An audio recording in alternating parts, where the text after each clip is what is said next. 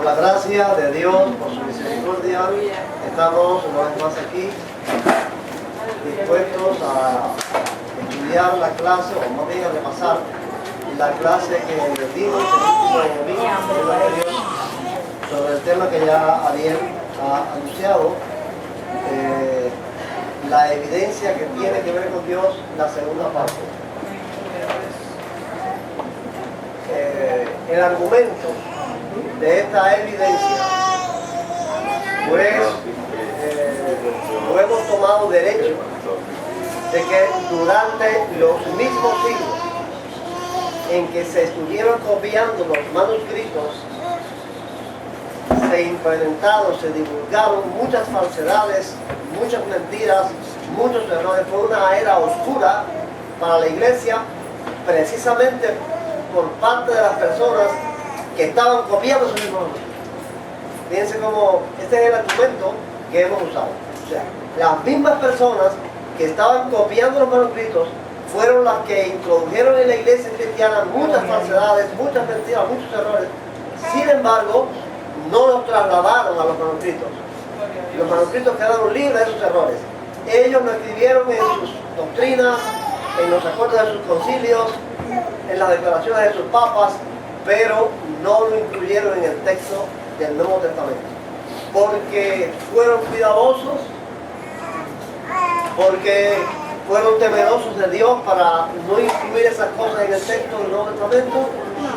No, la evidencia nos dice que Dios estaba cuidando, que Dios estaba preservando el texto de esos errores, estando ellos mismos con esos textos en sus manos. Entonces eso es algo muy evidente, muy claro, por lo cual nos hace estar confiados en que Dios preservó su palabra. Estudiamos 4 dogmas, 4 de las doctrinas de la Iglesia Católica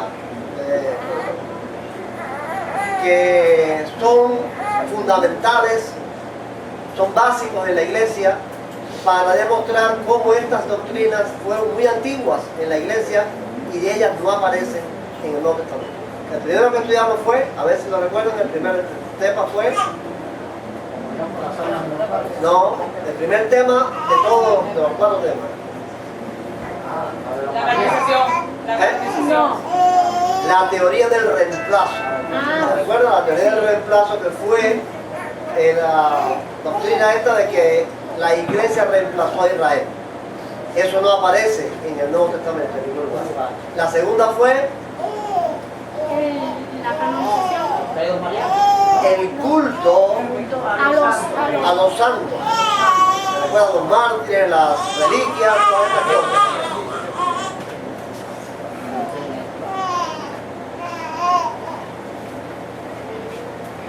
Eso también fue una doctrina fundamental, fue una doctrina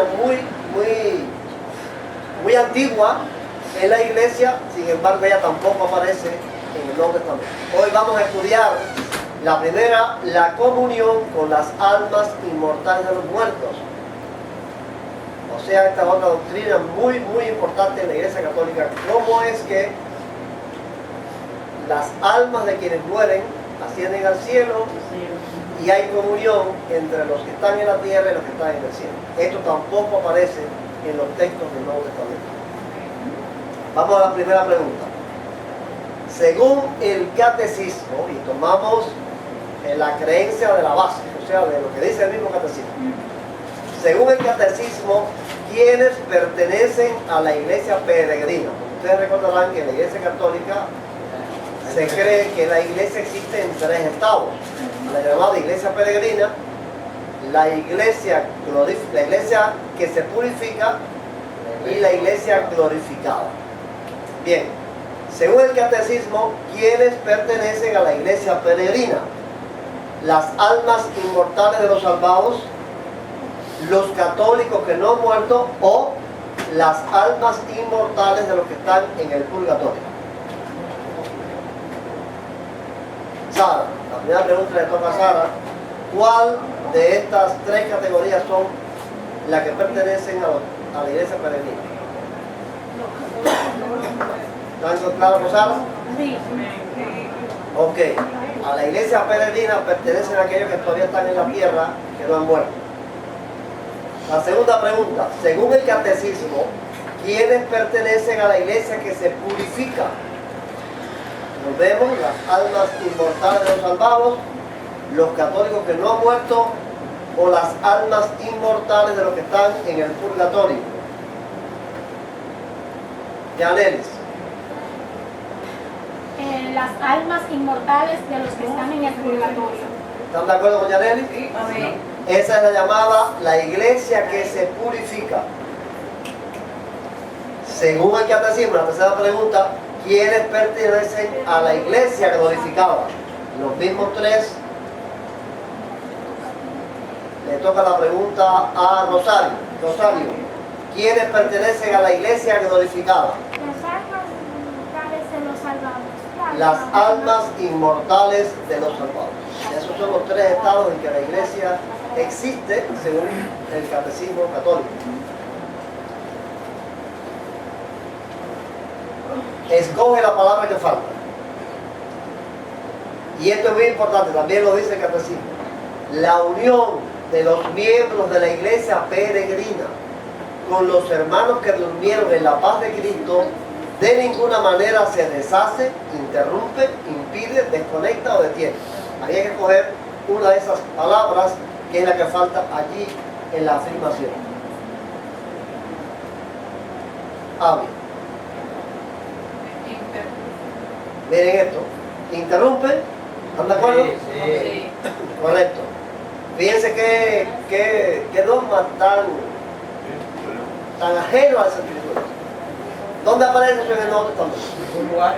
Que las almas inmortales de los que están en el cielo tienen una comunión que no se interrumpe con los que están vivos aquí en la tierra. Los muertos nada saben. No existe ese. Está desandando. ¿Eh? Está desandando. ¿Está qué? Desandando. Sí, sí lo dice. Pero así dice el catecismo. La unión, fíjense cómo dice el catecismo, la unión de los miembros de la iglesia peregrina con los hermanos, la iglesia peregrina son los que están aquí en la tierra, con los hermanos que durmieron en la paz de Cristo, de ninguna manera se interrumpe, siguen en comunicación. Por eso se puede hablar con los muertos por tal Hay comunicación. comunicación.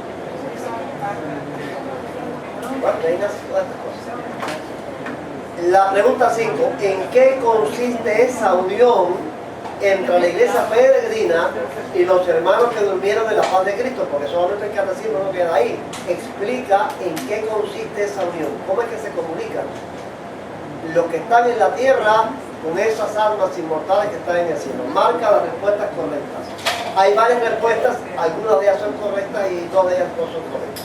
Interceden por nosotros ante el Padre. Su solicitud fraterna ayuda mucho a nuestra debilidad. En una unión de almas se practica el amor fraterno.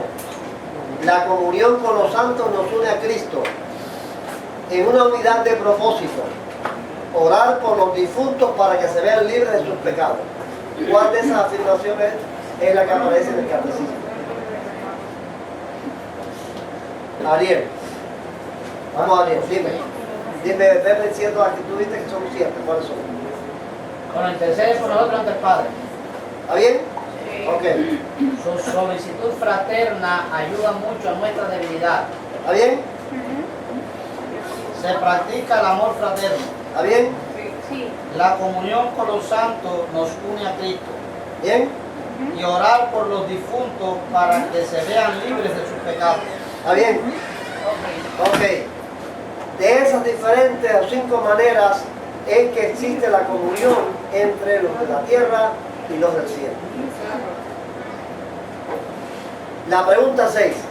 ¿Cuándo comenzó, y esto es muy importante, cuándo comenzó esta creencia de que existe una comunión entre los vivos y las almas inmortales de los muertos? ¿Cuándo comenzó esta creencia? ¿En la Edad Media? ¿En el siglo II? ¿O cuando se estableció el proceso de canonización? Joseph. En el siglo II. ¿Están de acuerdo con Joseph? No es de ahora. Esa creencia no es de este tiempo. Desde el siglo II se ha creído esto. Ustedes recuerdan cuando estudiamos aquí lo que ocurría con los mártires que morían en el circo romano, cómo se lanzaban los otros cristianos a la arena a recoger sus pertenencias, inclusive a empapar en pañuelos y toallas la sangre de ellos para guardarlas como reliquias. O sea, en una época tan antigua como aquella, empezó a creerse de que esas almas pues iban al cielo, y entonces había que rendirles un homenaje, un culto, una devoción. ¿Cómo es que tenemos se pudo degradar de esa manera desde el principio? Desde el principio. Es triste porque Desde el principio. Es bien triste eso, pero realmente, bueno, yo comentaba en aquella clase algo que Eduardo había comentado, de que esos siglos de persecución, siglo II, siglo III, hasta principios del siglo IV, están considerados en la historia del cristianismo como una época gloriosa para la iglesia. Y Eduardo me decía, ¿por qué Dios no los protegió? ¿Por qué tuvieron que morir por miles y miles y miles de esa manera tan terrible? Porque Dios los cuidó.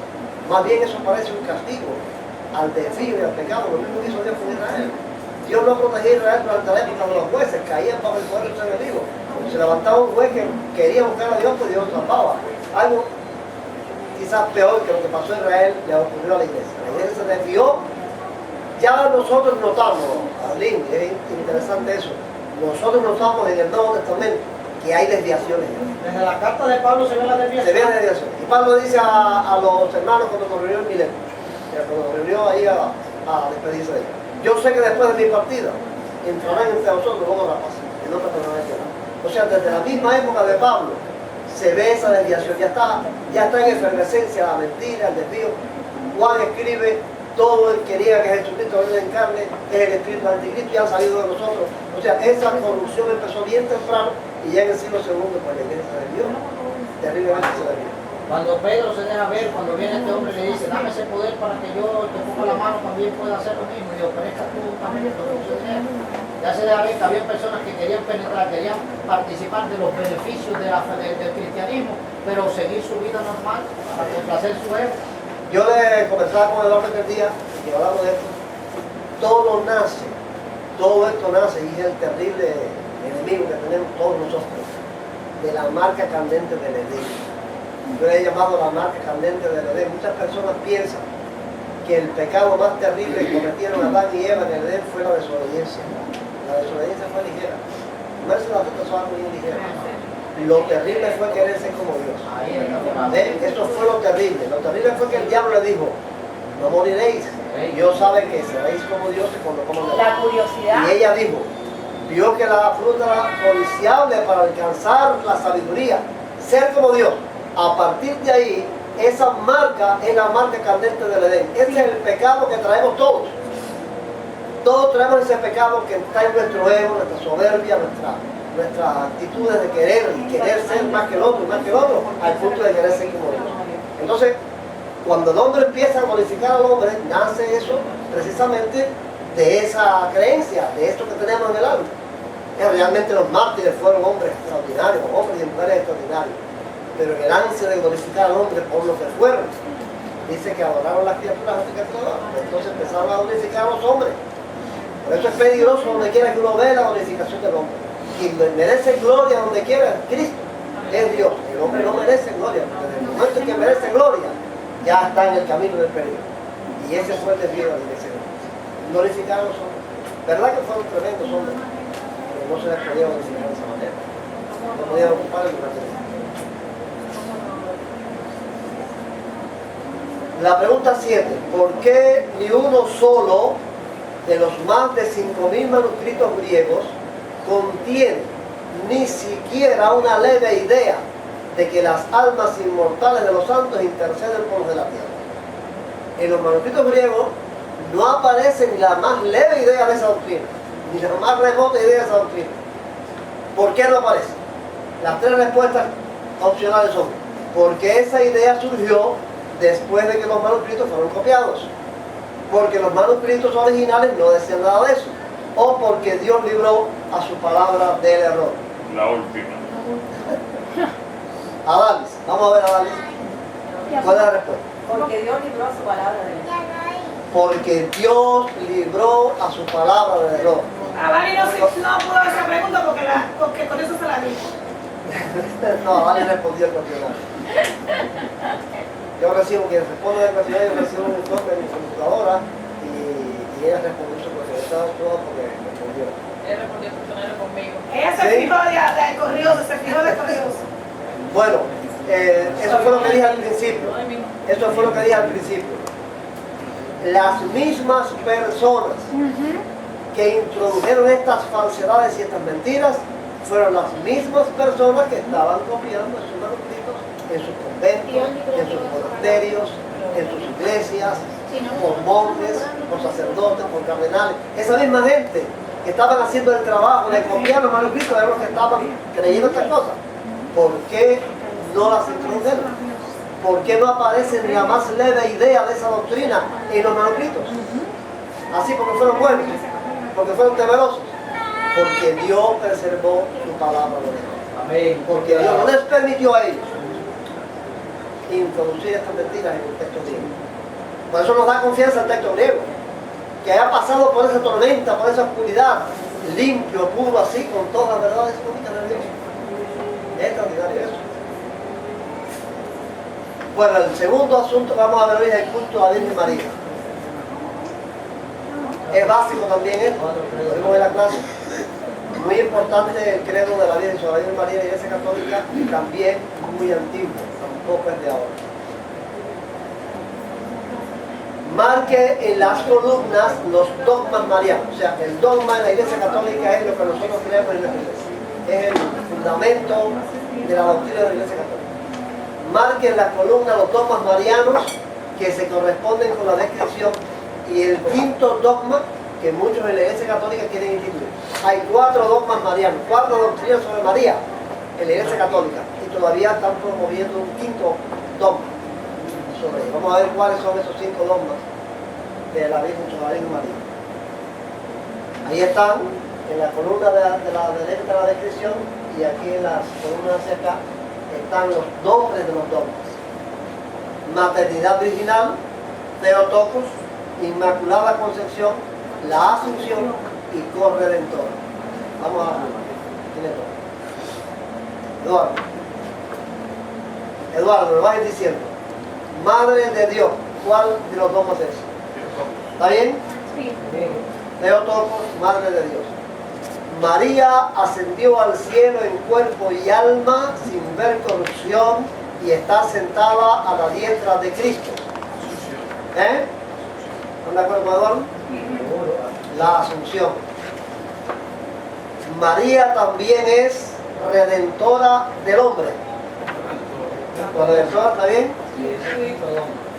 Ese es el que están promoviendo. Ese dogma todavía en la Iglesia Católica no está instituido, pero sí una creencia muy antigua y lo están promoviendo que un papa haga una declaración dogmática sobre él y establezca esto en la Iglesia Católica, que María es corredentora. María fue siempre virgen, antes, durante y después del parto.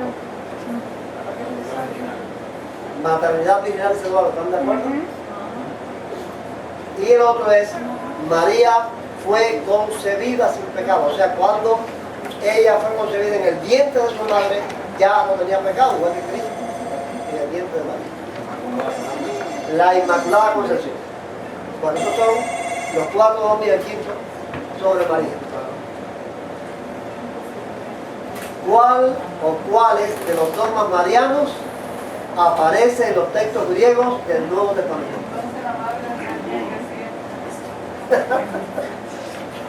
Sí, ya eso sería una cadena, ¿no? Porque si la madre de María sí tenía pecado, entonces ellos dicen que María no tenía pecado porque Cristo no podía haber recibido pecado. Una mujer pecadora. Una mujer pecadora. Entonces, María tampoco pudo haber nacido de una mujer pecadora, y la otra tampoco. Tendríamos que llegar hasta dónde. Y yo me he puesto a mirar una cosa curiosa en la genealogía de Cristo. Hay una moabita. Hay gente que no son del pueblo de Israel, hay prostitutas, Hay tres mujeres en línea directa que no tenían nada que ver con eso. Ruth era ¿sabes? moabita. Cosas que tú dices, Dios quiso, lo puso allí para demostrar que él vence el pecado. No, es la escritura se le dice, Jesús. cogió Hay mucha gente lo que que no cree. es, lo que no es para vencer lo que es. Hay mucha gente que tiene la teoría hoy de que los genes vienen pecados y toda la cosa esa. Los genes tenía bastante y lo venció. Fíjate tú que uno descendientes de Cristo es hijo de una mujer con la que David cometió un terrible pecado y mató al esposo. El hijo de... Pero bajar la manera. Lo digo que hay una serie de hechos en el intermedio ese que están fundidos en pecado donde quiera. No hay pureza, no hay pureza. Bueno, ¿cuáles de estos dogmas marianos aparecen en los textos griegos del Nuevo Testamento? Este aparece, es el Teotocos, Madre de Dios, en los manuscritos de Oxirrinco. Fíjense, yo puse ahí los manuscritos de Oxirrinco porque es realmente asombroso la antigüedad de este dogma, de Teotocos, de Madre de Dios. Porque en un manuscrito encontrado La oración más antigua. junto con los manuscritos griegos más antiguos que existen, está una oración a María, que no forma parte del texto del Nuevo Testamento, sino una oración privada. Pero ya en esa época, del año 250, siglo III, a María se le decía Madre de Dios. Y ahí junto con los manuscritos del Nuevo Testamento está eso. Sin embargo, la palabra Teotocos no aparece en ningún lugar del Nuevo Testamento. Madre de Dios no aparece. Maternidad virginal, Inmaculada Concepción y la Asunción son los cuatro dogmas establecidos. O ninguno de los anteriores. ¿Cuáles de estos dogmas marianos aparecen en el Nuevo Testamento? ¿Saben? Ninguno de los anteriores. O sea que esos dogmas para nada aparecen en el Nuevo Testamento. Y son, ya digo, fundamentales, inviolables en la Iglesia Católica, los dogmas marianos. La pregunta 10. Todo lo contrario, ¿se recuerdan cuáles son los dos argumentos que nosotros esgrimimos aquí contra la teoría de Dan Ben Abraham? Ajá. Dan Ben Abraham dice que los líderes de la Iglesia Imperial Teniendo tanto poder en su mano. teniendo tanto poder en sus manos, dijeron, vamos a poner aquí lo que nos conviene a nuestra doctrina, Tener en cuenta lo que decía realmente. sin tener en cuenta lo que decía el texto griego, Sin tener en cuenta eso, vamos a poner aquí lo que conviene a nuestra doctrina. Basado en eso que dice Dan Ben Abraham, escribimos dos argumentos. Primero, no pueden aparecer, o sea, tienen que aparecer en los textos griegos doctrinas que favorezcan a la Iglesia Imperial. Claro. Y no pueden aparecer en los textos griegos doctrinas que contradigan a la Iglesia Imperial. Porque si no es así el asunto, entonces Dan Ben Abraham tiene la razón. Para que Dan Ben Abraham tenga la razón, tiene que haber en el texto griego doctrinas que favorecen a la Iglesia Imperial y que no contradigan a la Iglesia. Bueno, pues lejos de favorecer, además de que no aparece ni la más leve idea de estas doctrinas en el Nuevo Testamento griego, sí aparecen textos que las contradicen. Vamos a ver algunos de ellos. Los textos griegos desmienten las falsedades sobre María que enseñan los católicos, lo cual demuestra que la teoría de Dan Ben Abraham es falsa, por cuanto Dios preservó su palabra de error. Escoge la palabra que falta en cada caso. La primera es escoger la palabra que falta. María tuvo relaciones amorosas, conyugales, matrimoniales, maritales, carnales con José después que dio a luz a Jesús. ¿Ya lees? Conyugales. ¿Cuál es la palabra que falta ahí? Conyugales. Conyugales, ¿estás de acuerdo? María tuvo relaciones conyugales con José después que dio a luz a Jesús. Hay un dogma en la Iglesia Católica que dice que María fue virgen antes, durante y después del parto. Este texto desmiente eso. Pero no la conoció hasta que dio luz a su hijo primogénito y le puso por nombre Jesús. O sea, no tuvo relaciones conyugales con ella hasta que dio a luz a su hijo. Después tuvo hijos con ella.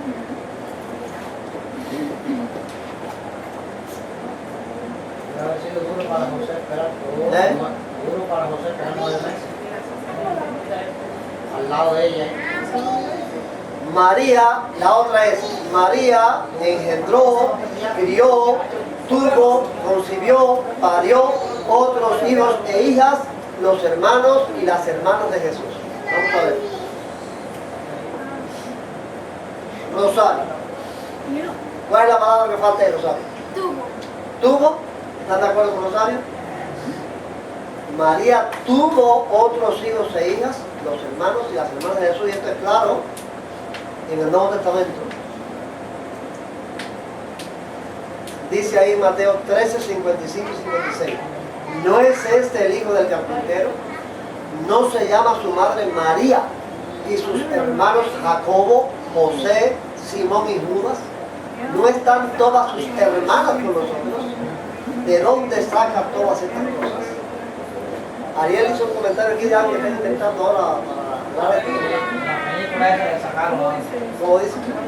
Esa película dice que José era un hombre viudo, que tenía varios hijos, y que entonces hizo un compromiso por cuenta de los sacerdotes y eso, hizo un compromiso con María, que era joven, y entonces José, después que tiene a Jesús, aún José muere y no llega a tener relaciones con María. Él la cuida, María cuida de él y todo, Jesús le llama papá y todas esas cosas, pero al final muere. Ya. Ella está inventando esa historia.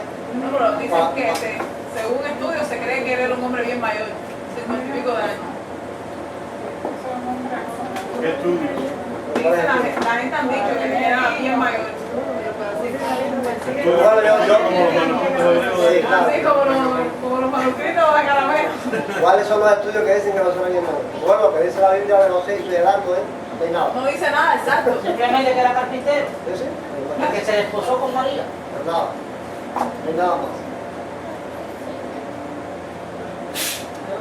Y si era viudo, tiene que dar el nombre de la esposa que murió, ¿no? Bueno. María ante Jesús no tuvo ningún valor espiritual, privilegiado, superior, preferente, distinguido o principal por encima de los otros creyentes. Ella estaba al mismo nivel que todos los demás. Vamos a ver, le toca a Ariel. A ver.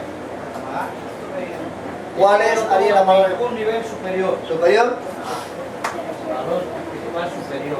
O sea, María ante Jesús, no sé cuál habló con un amigo de él que es católico, no le gusta esa parte de la Biblia. Que vamos a ver aquí. Cristo nunca glorificó a su mamá. No, y mira lo que dice aquí. En Mateo 12, 47 y 50. Le dijo a uno, tu madre y tus hermanos están afuera y te quieren hablar. Respondiendo él al que le decía esto, dijo, ¿quién es mi madre? ¿Y quiénes son mis hermanos? Y extendiendo su mano sobre sus discípulos, dijo, hasta sus discípulos dijo, estos son mi madre y mis hermanos.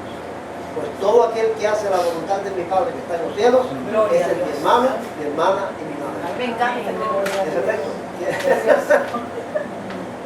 ¿Dónde está María aquí? Profundo. Como Si porra de... verdaderamente los jerarcas hubieran querido, si hubieran hecho, hubiese ven Abraham, hubieran dicho qué es lo que nos conviene, hubieran cambiado todo eso. Todo lo hubieran quitado. Y sí se preocupó por ella cuando se le encargó Ah, a Juan. ella le iba a morir. Y si él cumplió como hijo, él Como hijo, sí. Hermano, él hizo algo. Normal, como hijo, pero como cristiano, como creyente, como seguidora de él. Igual que los demás. y como Si se Jesús quiere- conoce. si se quiere un argumento poderoso de los que pretenden sacar todo esto que quieren desvirtuar la verdad de la Biblia, se podría decir también, si ella hubiera sido como corredentora, ¿por qué se le entrega a Juan para que la cuide? Si ella más bien tiene que cuidar a Juan. Sí, ella tiene que salvar a Juan. Seguro que sí. Está bueno eso. ¿Cuál tenía El papelito no era la Biblia. Juan, parte? ella era como primo. Como hermano, sí, de esa edad, Es lo que Ellos se lo dan pariente.